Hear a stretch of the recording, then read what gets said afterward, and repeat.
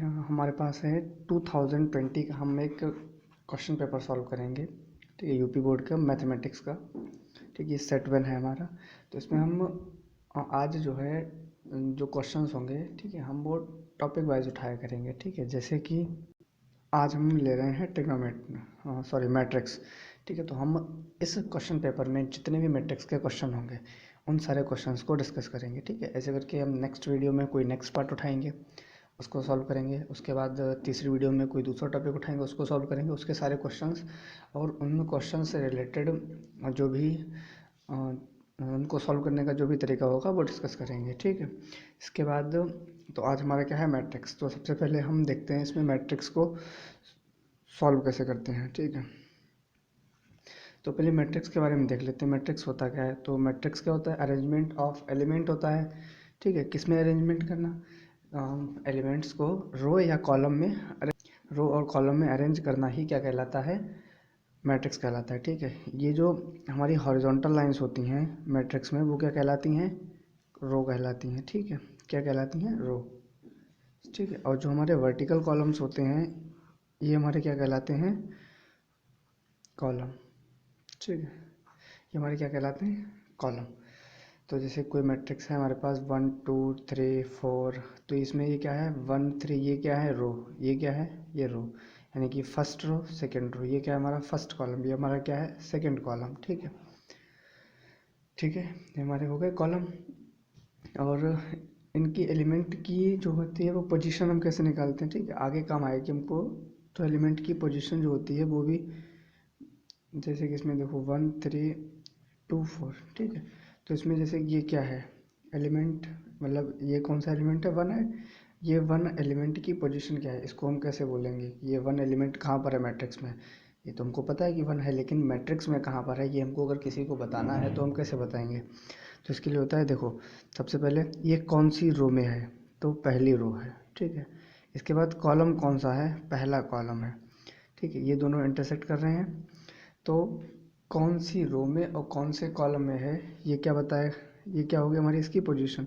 जैसे कि तो एलिमेंट 1 है, इसकी पोजीशन क्या हो गई?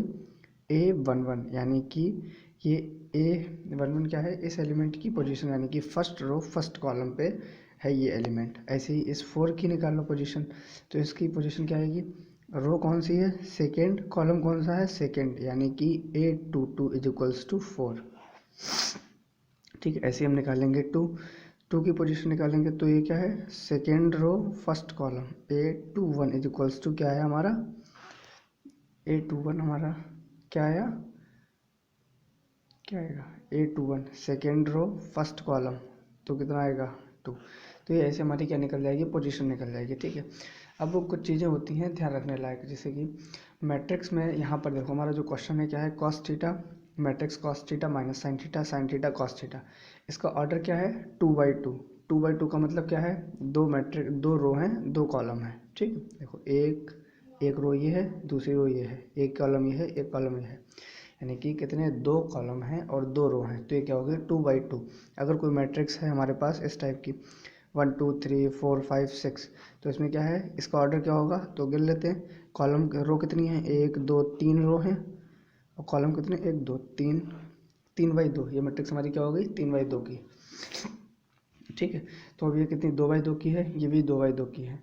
अब इसमें बाहर कॉस थीटा से मल्टीप्लाई की गई, इधर साइन थीटा से मल्टीप्लाई की गई। ठीक, तो मैट्रिक्स में अगर हम किसी कांस्टेंट की मल्टीप्लाई करते हैं, अगर हम मैट्रिक्स में किसी कांस्टेंट से मल्टीप्लाई करते हैं तो उस मैट्रिक्स के उस आव्यूह के हर एक एलिमेंट में उसकी मल्टीप्लाई की जाती है। जैसे कि हम लिखे दे रहे हैं यहाँ पे 1 2 3 4 हमने लिखा है। ठीक है, हम इसमें किसी एक कांस्टेंट के से इसकी हम मल्टीप्लाई करते हैं। ठीक है, के से हम, ये मैट्रिक्स है 1 2 3 4 2/2 की है, इसमें हम के से मल्टीप्लाई कर रहे हैं, तो ये जो के होगा वो इस मैट्रिक्स के हर एक एलिमेंट के साथ मल्टीप्लाई होगा। तो जो फाइनली हमारा आंसर आएगा वो क्या आएगा? के, 2 के, 3 के, 4 के। ठीक है, तो ऐसे ही हमारा क्वेश्चन भी कुछ इसी तरीके का है। Cos theta sine theta minus sine theta cos theta, दूसरा है sine theta sine theta cos theta minus cos theta sine theta. ठीक है,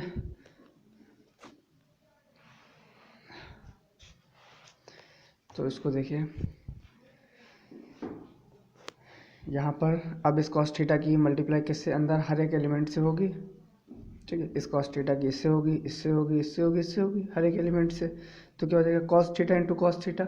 जब दो नंबर एक जैसे हों और उनकी मल्टीप्लाई होती है तो उनका क्या हो जाता है, स्क्वायर, यानी कि cos square theta into cos theta sine theta. इधर आ जाएगा minus sine theta cos theta, नीचे आ जाएगा कॉस स्क्वायर थीटा। ये हमारी ये वाली मैट्रिक्स हो गई। प्लस अब इसमें ऐसे मल्टीप्लाई हो जाएगी, ये आ जाएगा साइन स्क्वायर थीटा, दूसरी तरफ हो जाएगा साइन थीटा, इधर sine square theta sine theta cos theta sine theta और साइन स्क्वायर थीटा। मतलब हमने साइन थीटा की इस मैट्रिक्स के अंदर जितने भी एलिमेंट हैं इन सब की मल्टीप्लाई हर एक एलिमेंट से कर दी। ठीक है, हमारे पास ये दो फाइनल मैट्रिक्स बन गई। अब क्या है, बीच में देखो प्लस का साइन है, इसका मतलब क्या है, हमें इन दोनों मैट्रिक्स को ऐड करना है। अब मैट्रिक्स को जब हम ऐड करते हैं तो उसके लिए एक चीज़ हमें ध्यान रखनी पड़ती है कि उनका ऑर्डर सेम होना चाहिए। यानी कि कोई एक मैट्रिक्स ए है जिसका ऑर्डर है 2/2 और दूसरी मैट्रिक्स जो हम ऐड कर रहे हैं बी मैट्रिक्स, उसका भी ऑर्डर 2/2 ही होना चाहिए। यानी कि ऑर्डर सेम होने चाहिए, तभी दो मैट्रिक्स आपस में जुड़ेंगी, नहीं तो वो नहीं जुड़ेंगी। ठीक है, तो पीछे हमारी क्या मैट्रिक्स मल्टीप्लाई करने के बाद हमारे पास ये दो मैट्रिक्स मिले थी। अब देखो इनके ऑर्डर भी सेम है, 2 रो 2 कॉलम, इसमें भी 2 रो 2 कॉलम। ठीक है, अब हम इनको ऐड कर देंगे। अब जैसे हम अलजेब्रा में ऐड करते थे वैसे ही हमारे मैट्रिक्स का भी एडिशन जो होगा वो क्या होगा, कम्यूटेटिव। है बहुत सारे कम्यूटेटिव बोल रहे हैं, जैसे अलजेब्रा में एडिशन करते थे ठीक वही प्रोसेस है, हम इसमें ऐड करेंगे। ठीक है इसमें ऐड कैसे किया जाएगा, यहाँ पर इस मैट्रिक्स में जो एलिमेंट है, ठीक है, जैसे कि यहाँ पर ये कॉस स्क्वायर थीटा कहाँ पर है, A11 पोजीशन पे। ठीक है, तो दूसरी वाली मैट्रिक्स में A11 की जगह पर जो एलिमेंट होगा वही यहाँ पर ऐड किया जाएगा। मतलब कि क्या ऐसे बोल सकते हो, करस्पॉन्डिंग एलिमेंट ऐड होंगे। यानी कि A11 ऐड होगा, पहली मैट्रिक्स का ये एलिमेंट दूसरी मैट्रिक्स के इस एलिमेंट के साथ जुड़ेगा, ये वाला एलिमेंट इसके साथ जुड़ेगा, ये वाला एलिमेंट इसके साथ जुड़ेगा, ये वाला एलिमेंट इसके साथ जुड़ेगा। ठीक है, करस्पॉन्डिंग एलिमेंट। ठीक है, तो इसको क्या होगा, ये cos square theta plus sine square theta, ये है minus sine theta cos theta plus ये वाला साइन थीटा कॉस थीटा, ये cos theta sine theta minus हो जाएगा यहाँ पे साइन थीटा कॉस थीटा। ये माइनस क्यों होगा, क्योंकि यहाँ पे देखो बीच में प्लस का साइन है, प्लस माइनस मल्टीप्लाई होकर क्या बना देता है, माइनस साइन, तो हमने डायरेक्ट माइनस लिख दिया है। इसके बाद ये कॉस स्क्वायर थीटा प्लस का साइन स्क्वायर थीटा। ठीक है, अब ये cos square theta plus sine square theta किसके बराबर होता है, 1 के। ये ट्रिग्नोमेट्री में हमने पढ़ा था 9th-10th में। देखो ये दोनों सेम नंबर हैं, मल्टीप्लिकेशन आगे पीछे है उससे कोई फ़र्क नहीं पड़ेगा, ये दोनों सेम है तो ये हो जाएंगे 0। ऐसे यहाँ पर ये 0 हो जाएंगे, यहाँ पर ये 1 हो जाएंगे। यानी कि हमारा जो आंसर आया वो क्या आया, 1 0 0 1। ठीक, अब जरा ध्यान से देखो तो ये मैट्रिक्स कौन सी है, आइडेंटिटी मैट्रिक्स। आइडेंटिटी मैट्रिक्स क्या होती है, इसमें केवल डायगोनल एलिमेंट, डायगोनल मतलब तिरछे तिरछे एलिमेंट इस टाइप से 1 0 0 0 1 0 0 0 1। ठीक है, ये क्या है, डायगोनल एलिमेंट। ये एलिमेंट क्या कहलाते हैं, डायगोनल एलिमेंट। तो यूनिट मैट्रिक्स में क्या हो, आइडेंटिटी मैट्रिक्स में क्या होगा, डायगोनल एलिमेंट जो होंगे वो केवल 1 के इक्वल होंगे, उसके अलावा जितने भी एलिमेंट होंगे वो सारे क्या होंगे, 0 होंगे। ठीक है, ये 3/3 की है, ये हमारी 2/2 की है। तो इसमें डायगोनल एलिमेंट 1 है, बाकी सारे 0 हैं, तो हमारी क्या होगी, आइडेंटिटी मैट्रिक्स। ठीक है, हमारे क्वेश्चन का जो ऑप्शन है ये दूसरे नंबर पे ये ऑप्शन दिया गया है 1 0 0 1। तो 1 नंबर का हमारा क्वेश्चन है ये। ठीक है, आसान है, करके बताया तो इतना टाइम लगा, वैसे इतना लगेगा नहीं। अब दूसरा क्वेश्चन देखते हैं। क्वेश्चन हमारा है क्वेश्चन नंबर 5th का पार्ट नंबर खा, यानी कि दूसरा पार्ट है क्वेश्चन 5th का। इसमें जो है ये 5 नंबर का क्वेश्चन है। ठीक है, तो 1 नंबर का क्वेश्चन हमने पहले देखा था और ये हमारा 5 नंबर का, यानी कि टोटल 6 नंबर हो गए। इस सेट में ज़्यादा क्वेश्चन नहीं पूछे गए मैट्रिक्स और डिटर्मिनेंट से। डिटर्मिनेंट को बोलते हैं हिंदी में सारणिक और मैट्रिक्स को बोलते हैं आव्यूह, यानी कि आव्यूह और सारणिक इन दो यूनिट को मिला के 13 नंबर का पूछा जाता है, ठीक है। लेकिन इस बार इन्होंने 6 नंबर का ही पूछा है, लेकिन मिनिमम 13 नंबर मान के चलिए, 13 नंबर का ही आता है, लेकिन तब भी 6 नंबर तो आया है, ठीक है। तो इसको देखो, इस क्वेश्चन को सॉल्व करने के दो तरीके हैं। पहला क्या है कि हम इसको डायरेक्ट एक्सपेंड कर दें, यानी कि किसी एक रो या कॉलम के अलाउंग इसको हम एक्सपेंड कर दें। और दूसरा तरीका ये है कि हम इसको प्रॉपर्टी लगा के करें, ठीक है। तो पहले हम डायरेक्ट वाला मेथड देख लेते हैं, बाद में हम प्रॉपर्टी लगा के भी दे सकते हैं। क्वेश्चन में अगर जब तक ना लिखा हुआ हो कि इसे प्रॉपर्टी लगा के सॉल्व करो, तब तक हमारे पास ये फ्रीडम होती है, ठीक है। हम फ्री होते हैं इसको डायरेक्ट एक्सपेंड करने के लिए। अगर आपको समझ में नहीं आ रहा है कि कौन सी प्रॉपर्टी लगाएं, तो डायरेक्ट क्वेश्चन को एक्सपेंड कर दो। अब एक्सपेंड कैसे किया जाता है, देखो, जैसे मैट्रिक्स में था ठीक वैसे ही डिटर्मिनेंट में है, बस थोड़ा सा फ़र्क आ जाता है। मैट्रिक्स में जो था, ये रो होती थी, हॉरिजॉन्टल लाइंस रो होती थी, वर्टिकल लाइंस कॉलम होते थे। डिटर्मिनेंट में भी हमारे यही है, सारणिक में भी हमारे यही है, ये रो, ये हमारे कॉलम। जैसे हम मैट्रिक्स में पोजीशन निकालते थे, ठीक वैसे हम इसमें पोजीशन हमारी निकलेगी। मैट्रिक्स में क्या होता था कि अगर हम किसी भी कांस्टेंट नंबर की अगर हम मैट्रिक्स में मल्टीप्लाई करते हैं तो उसके हर एक एलिमेंट में मल्टीप्लाई होता था, लेकिन डिटर्मिनेंट में ऐसा नहीं है। इसमें हम किसी भी कांस्टेंट से मल्टीप्लाई करेंगे तो वो उसके हर एलिमेंट में मल्टीप्लाई नहीं होगा, बल्कि जिसमें हम मल्टीप्लाई करना चाहेंगे, मतलब कहने का मतलब ये है कि अगर हम कोई नंबर से डिटर्मिनेंट की किसी रो या कॉलम में हम अपने मन से मल्टीप्लाई कर सकते हैं, ठीक है। जैसे कि इसको ऐसे एग्जांपल से देख लीजिए कि हमारे पास कोई दिया है 4 7 8 1 2 3 2 2 2 1 2, ठीक है। ये हमारे पास कोई एक डिटर्मिनेंट दिया, हमने इसमें ए से मल्टीप्लाई की, ठीक है। तो हमने लिखा ए 4 1 2 7 2 1 8 3 2 8 3 2, ठीक है। अब ये ज़रूरी नहीं कि ए की मल्टीप्लाई इसमें भी हो, इसमें भी हो, इसमें भी हो। हम इस ए की मल्टीप्लाई अपने हिसाब से कर सकते हैं। जैसे मान लीजिए हमें ज़रूरत है फर्स्ट रो में मल्टीप्लाई करने की, तो हम क्या लिखेंगे, मल्टीप्लाई ए इन फर्स्ट रो, ठीक है। या ऐसे लिखेंगे multiply on multiplying by a in first row, तो क्या हो जाएगा ये 4a 7a 8a और इधर हो जाएगा 1 2 3 2 1 2, ठीक है। यानी कि हम डिटर्मिनेंट के किसी एक रो या कॉलम में मल्टीप्लाई कर सकते हैं, जबकि मैट्रिक्स में ऐसा पॉसिबल नहीं है। उसमें हम क्या करेंगे, हमको अगर हम किसी से मल्टीप्लाई कर रहे हैं तो हमको हर एक एलिमेंट में मल्टीप्लाई करनी ही पड़ेगी, चाहे हमको ज़रूरत हो चाहे ना हो। इसमें क्या है, हमें जिसमें ज़रूरत है हम केवल सेपरेट उस रो या कॉलम में कर सकते हैं। हाँ, पर यह बात ध्यान रखना कि जब हम मल्टीप्लाई करेंगे तो वो पूरी रो में होगी। अब ये नहीं कि हम केवल अब एक एलिमेंट में मल्टीप्लाई कर देंगे या इस एलिमेंट में मल्टीप्लाई कर देंगे, नहीं। अगर हम मल्टीप्लाई करेंगे तो या तो हम पूरी इस रो में करेंगे या तो पूरे इस कॉलम में करेंगे, ठीक है। रो में 2 एलिमेंट होंगे तो दोनों में मल्टीप्लाई होगी, 4 एलिमेंट होंगे तो चारों में मल्टीप्लाई होगी, ठीक है। और हम इसमें चाहेंगे जैसे कि अगर हमें हर एक रो में मल्टीप्लाई करनी है या हर एक कॉलम में मल्टीप्लाई करनी है तो हमको उतनी ही बार मल्टीप्लाई करनी पड़ेगी। जैसे यहाँ पर एक ए था तो इसकी हमने पहली रो से मल्टीप्लाई कर दी, अब हमें दूसरी में भी ए से मल्टीप्लाई करनी है तो हमें एक बार और ए लेना पड़ेगा, तीसरे में भी ए से मल्टीप्लाई करनी है तो एक बार और ए लेना पड़ेगा। बस केवल इतना सा ही बेसिक डिफरेंस है किसमें, मैट्रिक्स और डिटर्मिनेंट में, ठीक है। तो पहले हम इस वाले क्वेश्चन को एक्सपेंड करके देखते हैं डायरेक्ट, ठीक है। साफ इसको एक्सपेंड करने से पहले हम एक चीज़ और देख लेते हैं छोटा सा, कि एक्सपेंड कैसे करते हैं, ठीक है। तो देखो, एक डिटर्मिनेंट ले ले रहे हैं, हम छोटा सा ही ले लेंगे, ठीक है। जैसे कि 2/2 का ले ले रहे हैं, ठीक है। ये है हमारा 1 2 3 4, ठीक है। इसको हमें एक्सपेंड करना है तो हम क्या करेंगे, इस डिटर्मिनेंट को एक्सपेंड कैसे करेंगे, इनके जो एलिमेंट हैं उनकी क्रॉस मल्टीप्लाई कराएंगे और उनको सब्ट्रैक्ट कर देंगे, ठीक है।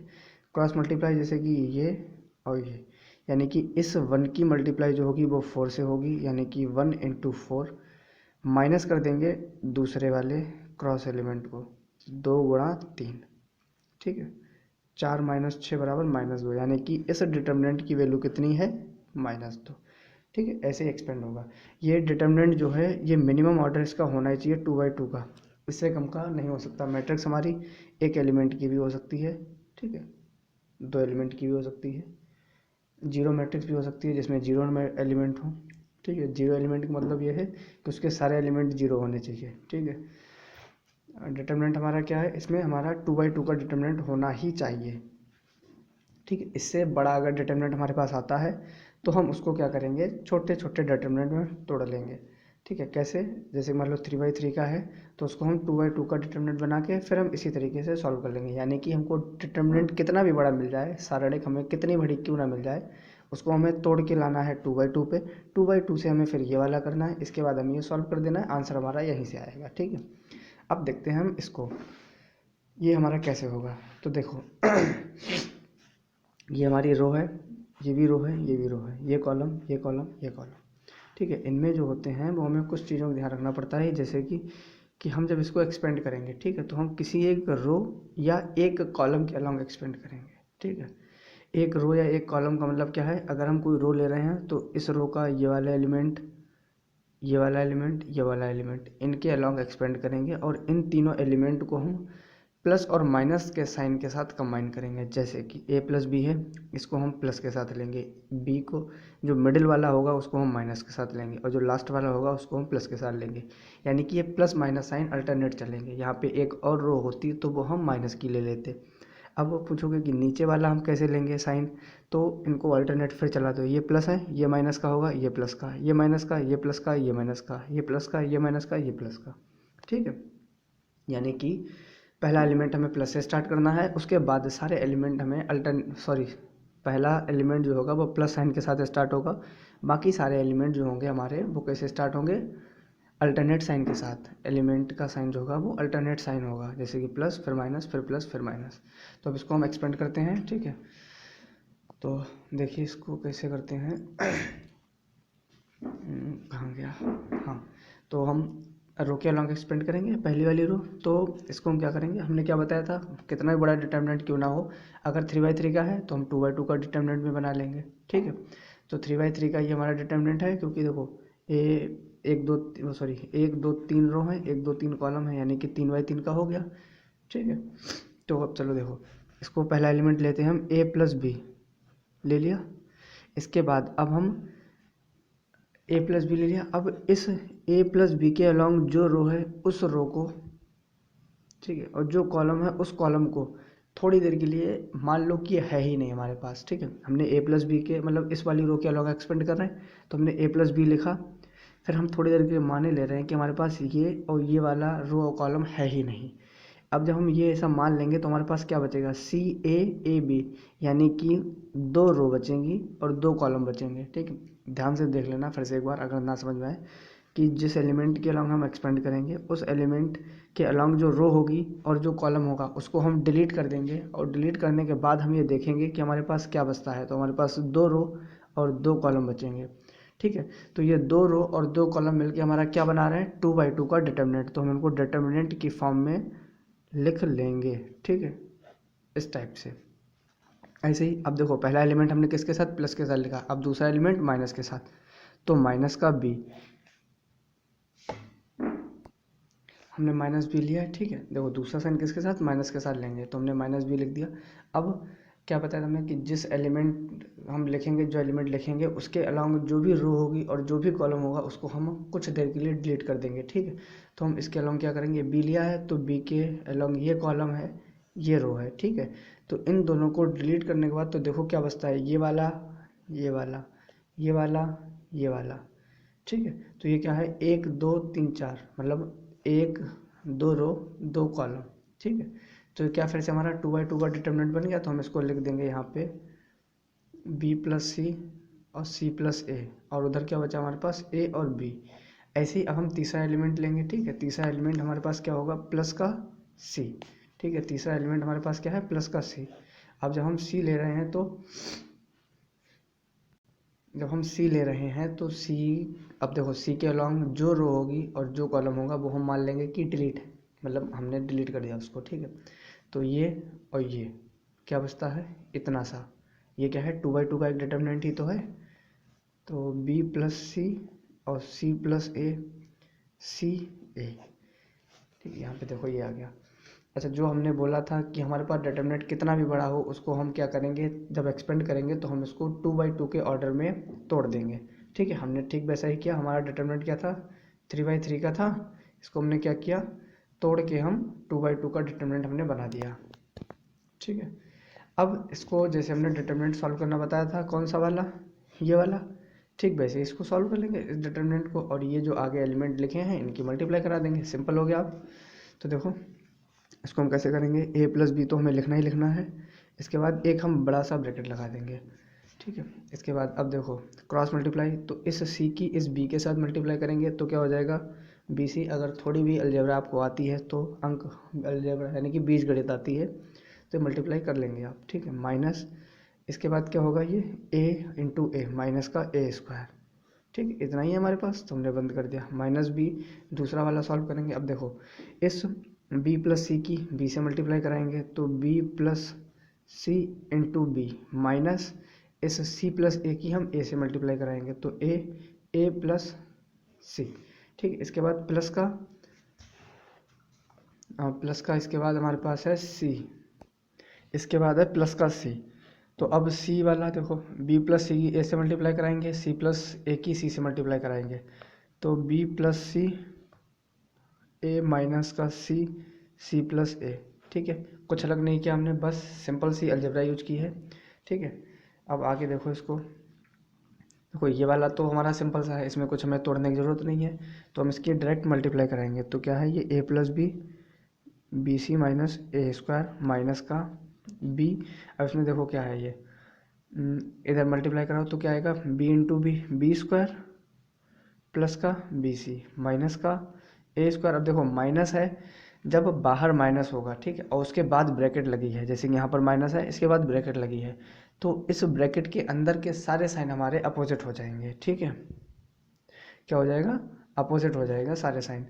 तो ये क्या है, ए स्क्वायर हो जाएगा, ये प्लस का है तो माइनस साइन बाहर है तो ये अपोजिट का हो जाएगा, यानी कि माइनस का ए सी, ठीक है, सॉरी ए सी। इसके बाद सी वाला हम एक्सपेंड करेंगे तो देखो ए B plus A C, A B plus A C, इधर माइनस का सी इंटू सी स्क्वायर।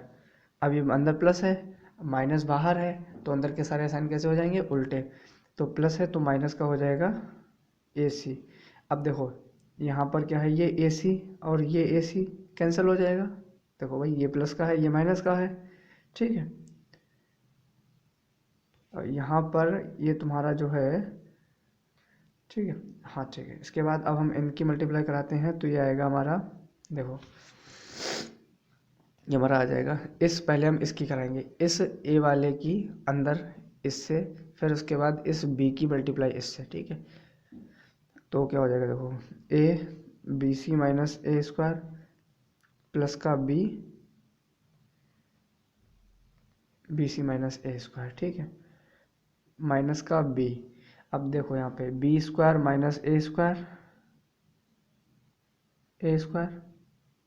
माइनस का ए सी, ठीक है, और इसके बाद ये जो है हमारा प्लस का बी सी, ठीक है, हम इसको यहीं पे लिखे दे रहे हैं, ठीक है। ये देखो प्लस का बी सी, ठीक है, बी स्क्वायर माइनस ए सी प्लस का बी सी, ये हमने इसको ऐसे डायरेक्ट लिख दिया था, ठीक है। इसके बाद ये हम सी वाला नोट कर लेंगे आगे यहीं पे, प्लस का सी, इसमें देखो ए सी तो कैंसिल हो गया तो क्या है, a b minus c square. आगे इनकी मल्टीप्लाई करके हम डायरेक्ट रिजल्ट लिखे थे, पीछे हमारे पास जो भी इक्वेशन मिली थी हमको उसकी हमने मल्टीप्लाई करा दी, ठीक है। तो हमारे पास ये बना a b c minus A cube plus b square c minus a square b minus B cube plus a square b plus a b c minus b square c plus a b c minus c cube, ठीक है। तो देखो ए b सी तीनों जुड़ जाएंगे तो क्या हो गया, 3abc, ए क्यूब बी क्यूब और सी क्यूब माइनस ए cube minus B cube minus का सी क्यूब। इसके बाद क्या आता है फिर हमारा माइनस ए cube minus B cube minus cube. अब देखो बी स्क्वायर सी ये बी स्क्वायर सी प्लस का, ये बी स्क्वायर सी माइनस का, ये और ये कैंसिल, ये ए स्क्वायर भी ये प्लस का ये माइनस का कैंसिल, ठीक है। बाकी कुछ बचा ही नहीं है।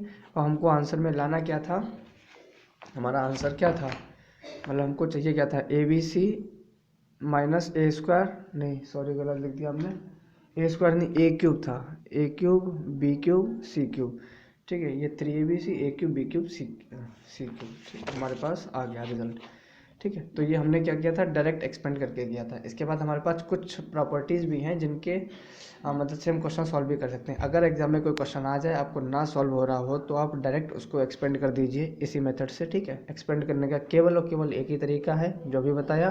हाँ, प्रॉपर्टी लगा के हम अलग अलग तरीके से सॉल्व कर सकते हैं, ठीक है, लेकिन एक्सपेंड करने का केवल एक ही तरीका है। अगर प्रॉपर्टी लगा के आप एक्सपेंड करना चाहते हैं तो उसके लिए सबसे पहले आपको प्रॉपर्टी पता होनी चाहिए, ठीक है। अब हमारे इस सेट में केवल 2 ही क्वेश्चन थे, एक मैट्रिक्स का जो 1 नंबर में पूछा गया था, ये मैट्रिक्स से, और डिटर्मिनेंट से 5 नंबर में। तो टोटल मिला के 6 नंबर का पूछा गया था, जबकि इससे पूछा जाना चाहिए था 13 नंबर का। नहीं पूछा, ये पहला सेट है ऐसा। बाकी के देखें, उसमें सब में लगभग 10-12 नंबर का पूछा गया है। तो अब आगे नेक्स्ट वीडियो किसी दूसरे टॉपिक पे बनाएंगे। दूसरे टॉपिक का मतलब दूसरे क्वेश्चन जो होंगे, जो इसी क्वेश्चन पेपर में दूसरे चैप्टर के क्वेश्चन होंगे, उन सारे क्वेश्चंस को कवर करेंगे, ठीक है, और उन्हीं की हेल्प से क्वेश्चन चैप्टर को भी देखेंगे, ठीक है। तो ठीक है।